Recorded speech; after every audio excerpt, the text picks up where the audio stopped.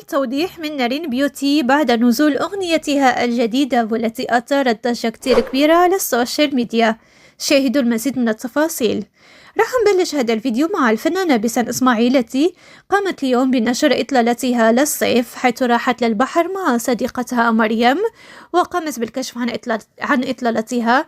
انقسمت آراء الجمهور، البعض شاف إنه الإطلالة شوي جريئة والبعض شاف على إنه الإطلالة عادية. من جهة أخرى أيضا نارين بيوتي قامت بنشر ستوريات جداد اليوم وضحت من خلاله الهجوم اللي إجاها على أغنيتها الجديدة التي كانت تحمل عنوان حبيبي هو حبي، سويت أظافر وشعرات. فردت نارين على التعليقات السلبية وقالت لهم أن الأغنية كانت بالأصل موجهة للأجانب لأنهم بيحبوا هيك نمط من الأغاني العربية اللي بتكون فيها موسيقى مثل أغنيتها. فشاركوني رأيكم بخانة التعليقات، شو رأيكم بخصوص هذا الخبر؟